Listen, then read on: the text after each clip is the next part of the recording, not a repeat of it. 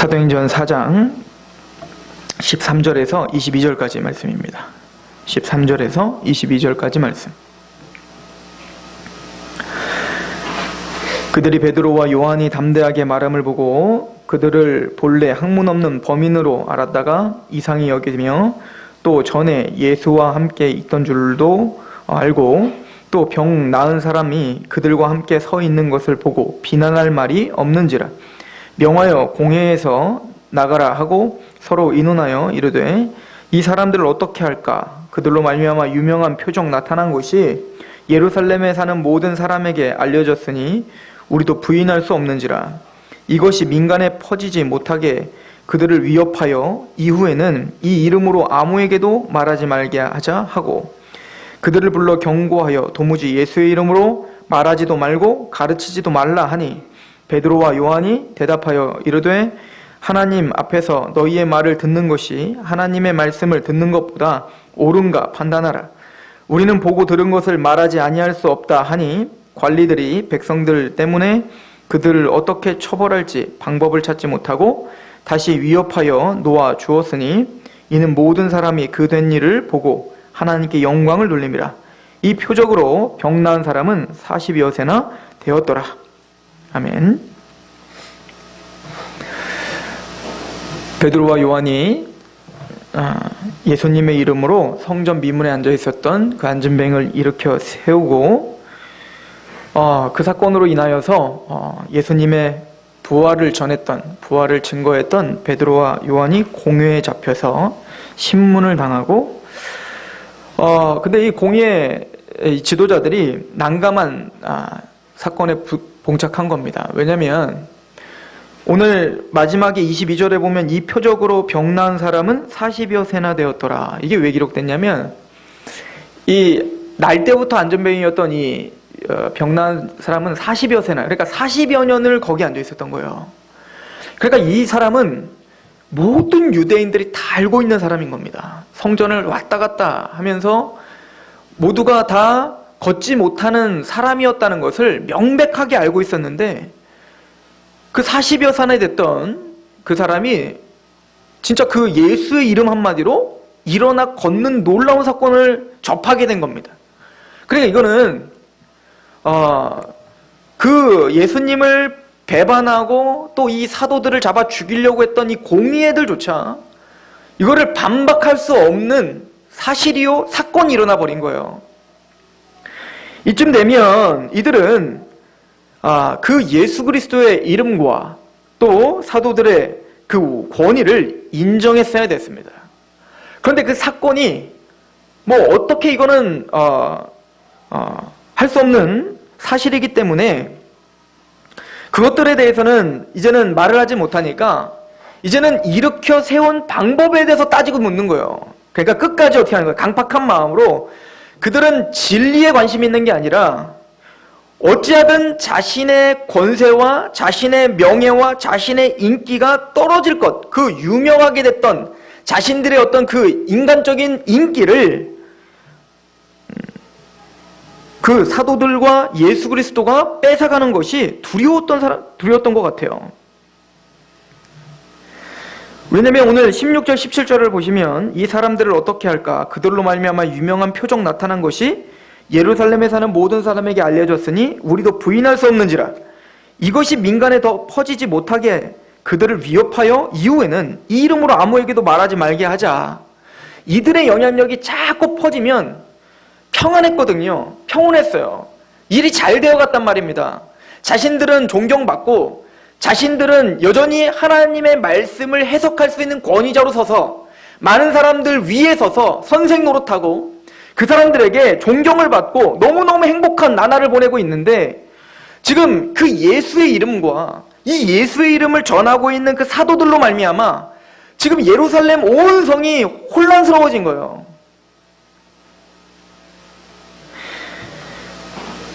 로이드 존스 목사님이 이 구절을 해석을 하면서 한참을 말을 돌리다가 이 부분을 어떻게 해석을 하시냐면 아마 로이드 존스 목사님이 살아생전 이 설교를 하실 때에도 아마 교황이 유엔에 가서 연설을 했던 딱 딱 그 시점이었나 봐요.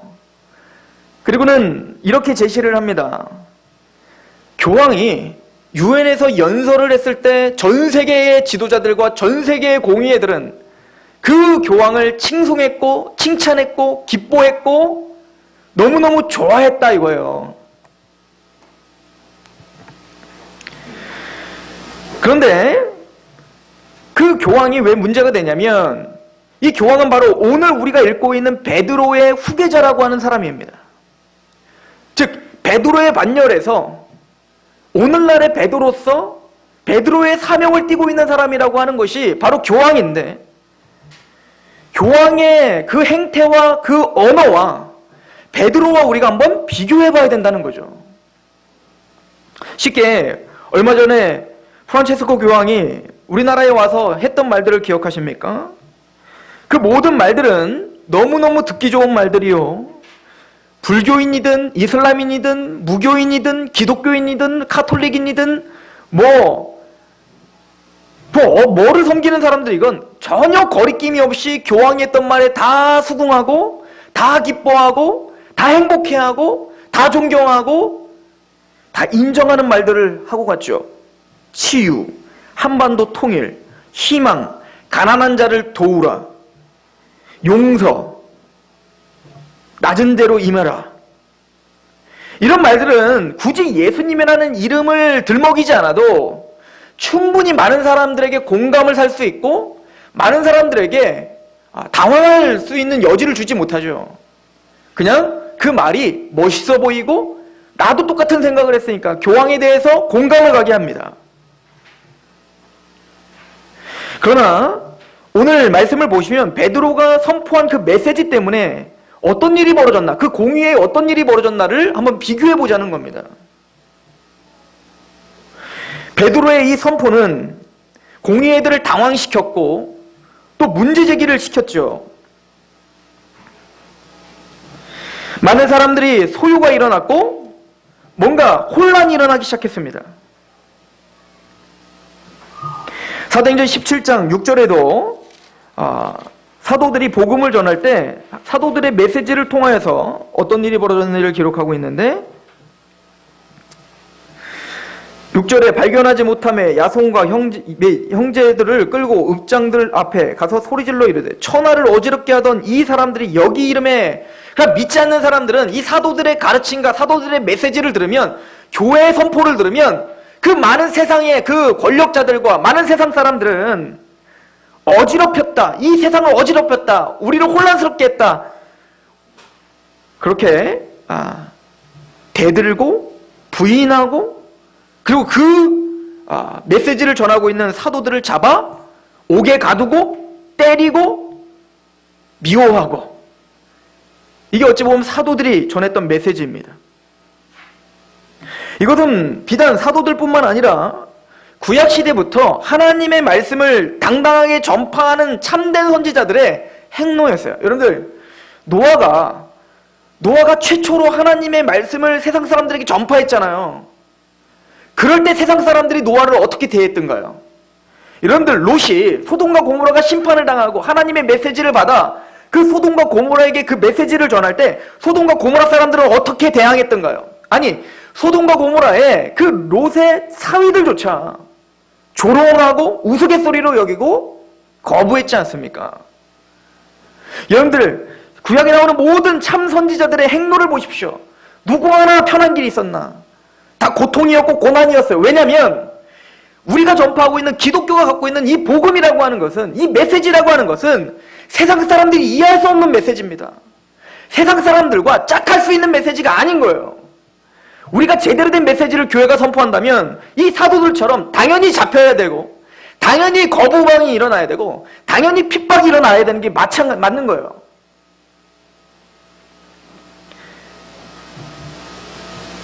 여러분들, 저와 여러분들은 참된 교회를 꿈꿉니다. 그죠?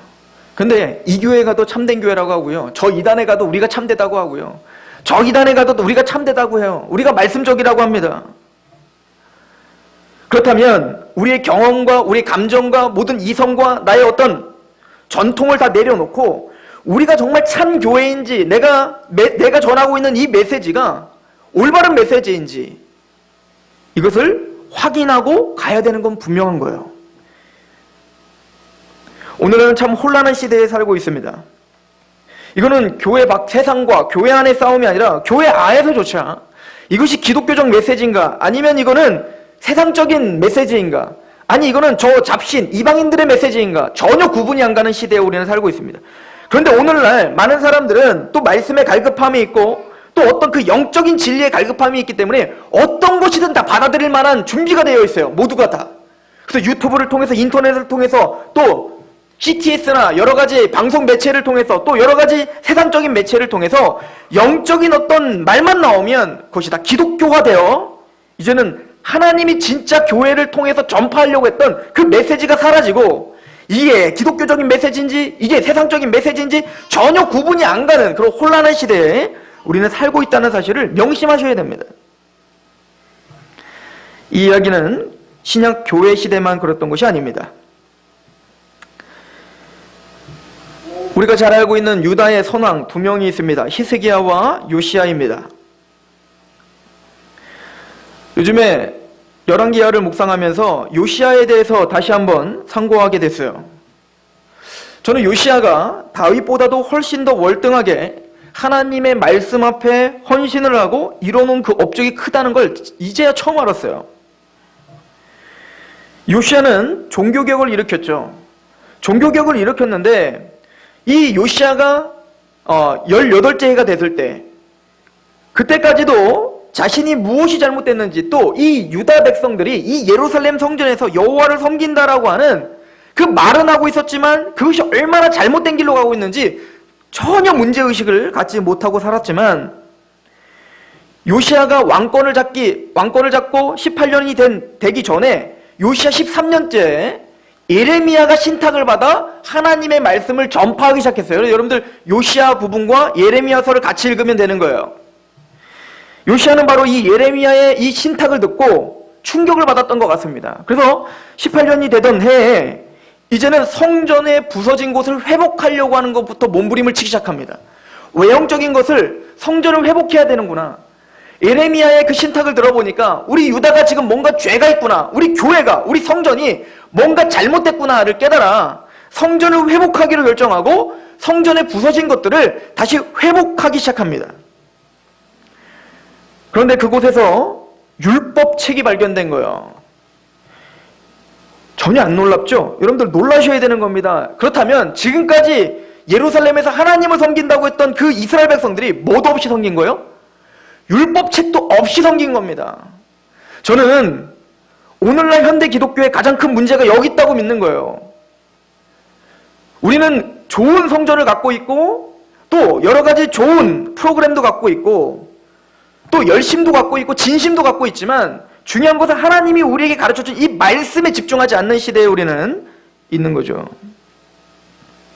요시야는 율법책을 발견한 후에 제일 먼저 했던 것이 바로 자신의 옷을 찢었던 것입니다. 왜냐하면 자신이 얼마나 하나님의 율법 앞에 바르지 못했는가를 그 율법의 자태로 보기 시작한 거예요. 또한 우리가 여호와께 열심히 있다고 하면서도 그 하나님을 아는 지식이 없이 얼마나 내 맘대로 섬겼는지를 깨닫게 된 겁니다. 그래서 그 율법책을 발견하고 말씀에 집착하여 이제는 성전부터 그리고 남유다 그리고 북이스라엘까지 전체를 개혁하는 그 일을 착수하기 시작합니다. 한번 들어보시겠습니까? 어떤 일을 했는지. 첫 번째는 바알과 아세라와 이럴 성신을 섬기던 그릇들을 부셔버리고 불살르고 재를 베델에다 버려버렸어요. 근데 중요한 건 뭐냐면 여러분들이 열왕기야 22장부터 23장을 한번 정독해 보십시오. 지금 아세레 목상, 바알, 이럴 성신을 섬기던 그 그릇들이 어디서 나왔나? 여호와의 성전에서 가지고 나왔다는 거예요. 여러분들 성전에 있는 아세라상을 내다가 기드론 시내에서 불사르고 빻아서 가루를 버렸다는 거예요. 어디 있었다고요? 여호와의 성전에 아세라 목상이 서 있었대요. 바알신과 아세라신을 섬기는 자들은 남창을 만듭니다. 여자 창녀와 남자 창녀를 만들어서 그 제사장과 성관계를 맺어서 그 종교 행사를 하게 하는데 성전 가운데 남창집이 있었다는 겁니다. 그래서 그 남창집을 부셔버리는 일을 요시아가 한 거예요. 또한 솔로몬이 들여온 산당을 부수고 시돈의 아스타롯을 부수고 모압의 그모스를 부시고 암몬의 밀공을 부시고, 이게 다 어디 있었냐면 다 여호와의 성전에 있었대요. 더 놀라운 것은 요시아가 율법책을 읽어보고 봤더니 우리 민족이 하나님을 섬긴다고 하면서 유월절을 한 번도 지키지 않았다는 걸 깨달은 겁니다. 사사시대 이후 여호수아가 가나안 땅을 정복하고 유월절을 지킨 거 빼놓고는 사사시대부터 다윗도 솔로몬도 히스기야도 그 어떤 왕도 하나님의 유월절, 그 중요한 유월절을 지키지 않고도 전혀 문제의식을 갖지 않고 하나님 하고 있었다는 것입니다.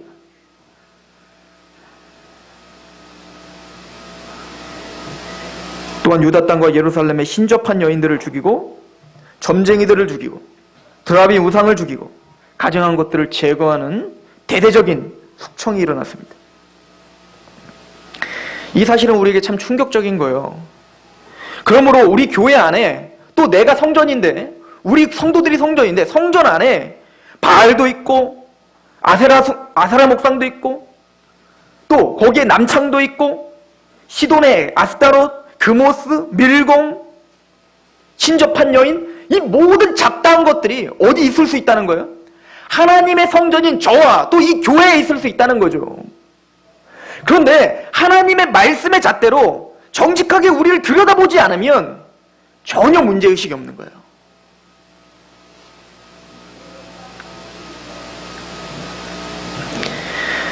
이런 상황 속에서 예레미야가 어떻게 선포했는지를 좀 보기를 소망합니다. 예레미야서 5장입니다. 이런 상황 속에서 예레미야가 선포한 거죠. 예레미야서 5장 30절. 그 당시에 선지자가 없었나요? 그 당시에 제사장이 없었나요? 그 당시에 서기관이 없었나요? 그 당시에 왕이 없었나요? 수두룩한 지도자가 있었지만 하나님의 율법을 가르치는 지도자가 없었던 겁니다. 예레미야서 5장 30절부터 한번 보십시오. 30절, 31절. 이 땅에 무섭고 놀라운 일이 있도다. 예레미야 보기엔 예레미야 하나님의 말씀, 이 말씀을 전하지 않으면 내 마음에 불이 붙어 내가 어쩔 수 없습니다 라고 했던 예레미야가 보기엔, 말씀에 사로잡힌 예레미야가 보기엔 가장 무섭고 가장 놀라운 일이 있어요. 그 당시에 종교 지도자들과 그 당시에 백성들은 무서운 일, 당황스러운 일이 없었어요. 평안했습니다. 평안했어요. 전쟁도 없었고 여러 가지 좋은 일도 있었고 하나님도 잘 섬기고 있었고 제사도 아무 문제 없이 드리고 있었고요. 예루살렘도 의리의리하게 잘 서 있었고요. 그런데 예레미야가 보기에는 이 땅에 가장 무섭고 놀라운 일이 있다는 거예요. 그게 뭡니까? 31절 보십시오. 선지자들은 거짓을 예언하며 제사장들은 자기 권력으로 다스리며 내 백성은 그것을 좋게 여기니 마지막에는 너희가 어찌하려느냐 하는 거예요. 하나님의 백성들이 하나님의 말씀을 맡아 대언해야 될 자가 하나님의 율법도 전혀 보지 않아요. 없어도 전혀 문제의식이 없고 자기의 생각과 자기의 경험과 자기의 어떤 세상 잡다한 것들을 가르치는데 여념이 없는 겁니다. 또한 제사장들은 하나님의 권세로, 말씀의 권세로 이 땅을 다스리고 치리하는 게 아니라 자신의 인간적인 권세, 정치로 교회를 지배하기 시작합니다. 더 중요한 건 그 백성들은 그걸 좋다고 합니다. 아마 그 당시에 예레미야는 많은 사람들을 동요시켰을 거고 당황하게 했을 것이고 문제를 제기한 것에 대해서 예레미야가 너무 죽기보다 싫었을 거예요. 그래서 그 당시에 거짓 선지자들은 예레미야의 뺨을 때리고 그만 전하라 라고 협박을 하고 위협을 했죠. 그들이 전했던 메시지는 이것이었습니다. 예레미야서 6장 14절을 보십시오. 13절부터 보면 이는 그들이 가장 작은 자로부터 큰 자까지 다 탐욕을 부리며 선지자로부터 제사장까지 다 거짓을 행함이라. 모든 유대인, 하나님의 백성들이 하나님의 율법에 집착하고 하나님의 말씀에 집착하는 게 다 자신의 탐욕에 집착하여 사는 거예요. 그리고 그 거짓 선지자들은 그것이 옳다 하는 겁니다. 이게 얼마나 무서운 일인지.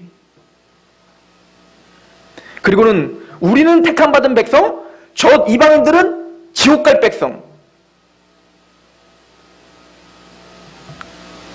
그리고는 거짓 선지자는 이렇게 선포합니다. 14절, 그들이 내 백성의 상처를 가볍게 여기면서 말하기를 평강하다, 평강하다 하나 평강이 없도다. 괜찮다, 잘 될 것이다, 긍정적으로 살아라.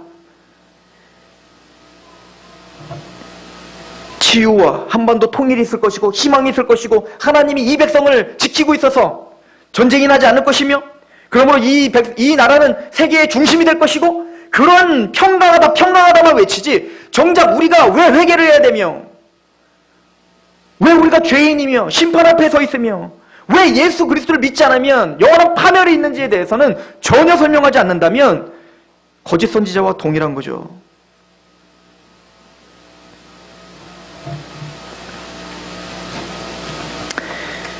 제임스 러셀 로웰이라고 하는 분은 이렇게 한마디로 정리를 했는데, 진리는 영원히 단두대 위에, 거짓은 영원히 왕자 위에. 대단히 중요한 거예요.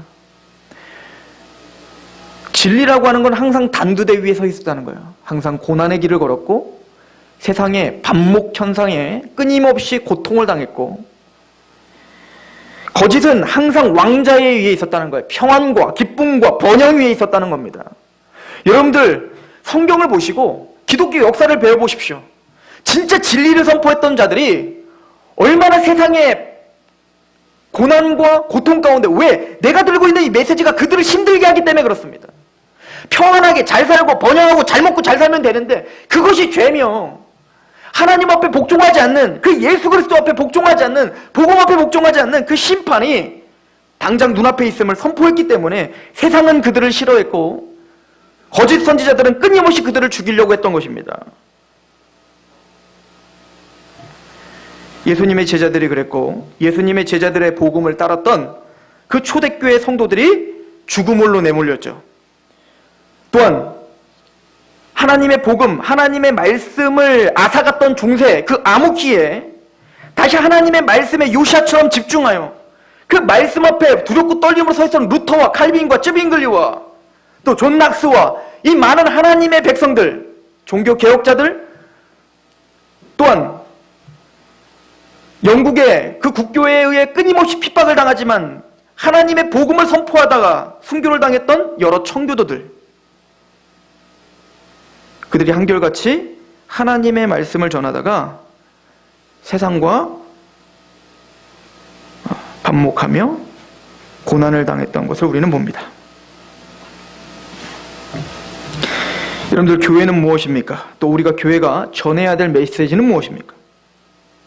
요즘에는 케이블 TV와 공중파에서도 목사님들이 자꾸 나오세요. 나오실 수도 있겠죠. 그러나 그분들은 그곳에 서서 정말 목사라면 담대하게 하나님 말씀을 전하셔야 됩니다. 그거 안 하려면 나오지 않으셔야 돼요.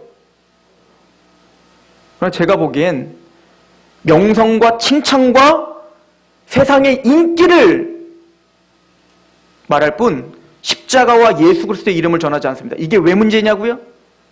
사도와 베드로는 예수 외에는 알지 않기로 작정했기 때문에 그렇습니다. 또한 이 교회는 예수 외에는 말하지 않기로 작정한 교회이기 때문에 그렇습니다. 저 여러분들은 세상의 인기를 얻으려고 하는 자들이 아니라 예수님의 이름으로 생명을 살리려고 하는 자들입니다. 오늘 보면 많은 사람들이 놀라고 두려워하며 이런 이야기를 하죠. 우리 사도행전 우리 4장으로 다시 한번 가보실까요?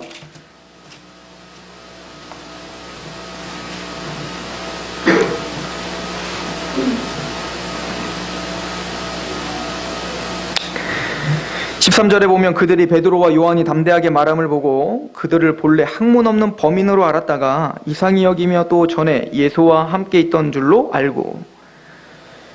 베드로와 요한이 사실은 배우지 못한 어부 출신들이었죠. 즉 이들이 말하는 건 뭐냐면, 지금 사실은 법정에 선 거잖아요. 공의에 섰는데, 오늘날로 말하면 우리가 법정에 섰는데 우리는 전문가들이 아니에요. 범인. 이 범인이라는 말은 평범한 사람이라는 뜻이에요. 평범한 사람, 전문가가 아닌 사람. 그러니까 우리가 예를 들어 법정에 섰는데 법정에서는 검사가 끊임없이 우리를 고소하고 있을 때 우리는 보통 그래서 전문가 누구를 선임하여 변호사를 선임해요. 왜? 우리는 그쪽에 학문이 없기 때문에 그래요. 그거에 대해 전문 지식이 없기 때문에 그들을 맞받아칠 수 있는 실력이 없다고요. 마찬가지로 요한과 베드로는 그런 평범한 사람이었다는 거예요. 그런데 그런 평범한 사람이 그 공회에 와서 하나님의 말씀을 들고 그것을 선포하는데 그 제사장들과 서기관과 그 많은 공회 회원들이 꼼짝도 하지 못할 만큼 힘있게 전파하더라는 거예요. 그게 너무 놀라웠다는 거죠. 즉 기독교의 메시지는 예수 그리스도 그 이름만 전하는 것인데 그 이름은 바로 평범한 사람을 비범하게 변화시키는 능력입니다. 18절을 보십시오. 그들을 불러 경고하여 도무지 예수의 이름으로 말하지 말고 가르치도 말라 하니 베드로와 요한이 대답하여 이르되 하나님 앞에서 너희의 말을 듣는 것이 하나님의 말씀을 듣는 것보다 옳은가 판단하라 라고 담대하게 선포하는 자리로 변화시켰어요. 뭐가? 하나님의 복음이. 복음은 그런 겁니다. 베드로는 예수님의 십자가 앞에서 정말 놀란 토끼 마냥 도망갔단 말입니다. 그렇던 베드로가 이제 그 공회 앞에서, 이제 그 공회에서 잡혀서 죽을지도 모르는 그 상황 속에 이제는 그 예수 그리스도를 전하는 것이 자신의 사명임을 알아 담대하게 선포하는 사람으로 변하고 있는 것을 우리는 볼 수가 있어요. 우리의 택하심을 보십시오. 육체를 따라 지혜로운 자가 많지 않고 능한 자가 많지 않고 문벌 좋은 자가 많지 않습니다. 하나님은 저와 여러분들을 택하시되 똑똑하거나 지혜롭거나 우리가 뭔가를 많이 학식이 있어서 부른 게 아니죠. 평범한 사람을 부른 거예요. 저와 여러분도 얼마나 평범할까? 지극히 평범 수준, 우리는 평범 이하일지도 모르죠. 그러나 하나님은 그런 우리를 부르시기를 기뻐하셨습니다. 그런 베드로와 요한을 부르시기를 기뻐하셨습니다. 그리고 인간들의 그 지혜와 인간들의 그 높아짐과 인간들의 그 교만이 얼마나 아무것도 아닌지 그 평범한 자들을 통하여 그들을 부수기를 원하셨습니다. 그러기 위해 하나님의 복음을 들은 자들의 무기는 바로 복음을 부끄러워하지 않게 하시는 거였어요. 로마서 1장에 사도 바울이 내가 복음을 부끄러워하지 않는다는 거죠. 왜? 복음은 세상 사람들이 보기엔 부끄러운 겁니다. 그래서 우리는 복음을 전할 때 복음을 말하지 않고 자꾸 복음을 치장하는 거예요. 예수님 믿으면 잘 돼. 예수 믿으면 병이 날 거야. 예수 믿으면 잘 될 거야 라고 하는 세상의 어떤 좋은 말들을 해서 교회로 끌어당기려고만 하지 진짜 복음, 예수님의 십자가와 네가 죄인이야 라고 하는 말을 말하기를 두려워. 이게 부끄러워하는 겁니다. 그러나 사도들은 그렇게 하지 않았어요. 그러나 교회는 그렇게 한 번도 진리를 선포하는 교회는 그렇게 하지 않았습니다. 우리 교회 오면 많은 것을 누릴 수 있어. 우리 교회 오면 시장도 있고 우리 교회 오면 국회의원도 있고 우리 교회 오면 교수님들도 있고 의사선생님들도 있고 우리 교회 오면 좋은 카페도 있고 안락한 시설도 있어. 전혀 그런 걸로다가 사람을 현혹하지 않았습니다. 그건 복음을 부끄러워하는 거예요. 명확한 십자가의 진리와 부활의 승리, 당신들이 죽인, 당신의 죄 때문에 죽은 예수님을 하나님은 부활하여 왕과 주와 그리스도로 삼으셨습니다. 그러니 그 앞에 복종하세요 라고 선포하는 것이 복음입니다. 사도 바울은 이 복음 외에는 내가 아무것도 알지 않고 전하지 않기로 결정했다라고 합니다. 그러면 오늘날 우리 교회는 무엇을 결정해야 되겠습니까? 우리가 전하는 메시지는 무엇입니까? 하나님은 이 베드로와 요한을 그렇게 만드신 거예요. 그렇게 담대하게 만드셨던 것입니다. 그것도 우리에게 어거지로 네가 앞으로 담대하게 선포하지 않으면 큰일 날 줄 알아 라고 하는 어떤 강압으로 이들을 그렇게 만든 게 아니라 사랑으로 그들을 녹이신 겁니다. 그 복음의 사랑에 감격하게 하여 그 사랑에 강권하여 담대하게 하나님은 만드신 거예요. 여러분들, 만약에 여러분들이 정말 유명하고 유력하고 동경했던 한 사람을 만났다고 해봅시다. 제가 보기에는 그러면은 만나는 사람마다 평생 그 만났던 기억을 끊임없이 설명하고 다닐 거예요. 우리는 하나님이신 예수님을 만났고 예수 그리스도께서 그 십자가와 부활로 말미암아 구원을 이루셨다는 메시지를 만난 사람들입니다. 우리는 그 사랑과 그 체험을 선포하며 그 사랑으로, 그 복음으로 인도함을 받는 사람들입니다. 거짓 사람들의 인기와 영합하여 복음을 훼손하려고 합니다. 그러나 참 선지자는 정확한 십자가와 부활의 복음을 전함으로 세상과 타협하지 않습니다. 오늘 베드로가 말한 것처럼 내가 사람을 좋게 하랴 하나님을 좋게 하랴. 우리는 그 선택의 기로에 서 있는 거예요. 하나님의 말씀에 집중하십시오. 또 여러분들이 구원을 받은 능력의 복음에 집중하십시오. 그 복음만이 우리의 입에서 선포돼야 될 중요한 메시지입니다. 이 교회가 세상과 타협하지 않는, 또 우리 안에 요시야처럼 우상숭배와 여러 가지 하나님의 말씀에서 떠난 것들을 쳐서 없애고 십자가 외에 전하지 않는 그런 교회와 성전으로 회복되길 축원합니다. 기도하겠습니다. 베드로와 요한이 담대할 수 있었던 것은 바로 그 복음 때문인 줄 믿습니다. 아들을 통하여 살려주시고 그 은혜로 말미암아 감격하게 하신 그 은혜가 그들을 담대하게 했는 줄 믿습니다. 주여, 교회가 가야 할 길, 교회가 선포해야 될 것을 포기하지 않도록 도와주시옵소서. 하나님의 말씀으로 비추어 또 이 베드로와 요한과 앞으로 이 사도들이 선포하는 이 메시지에 비추어 우리가 믿고 있는 바가 무엇이며 우리가 자랑해야 될 것이 무엇이며 우리가 선포해야 될 것이 무엇인지를 바로 알아 예수 그리스도의 이름만 전파하는 교회와 성도들이 되게 하옵소서.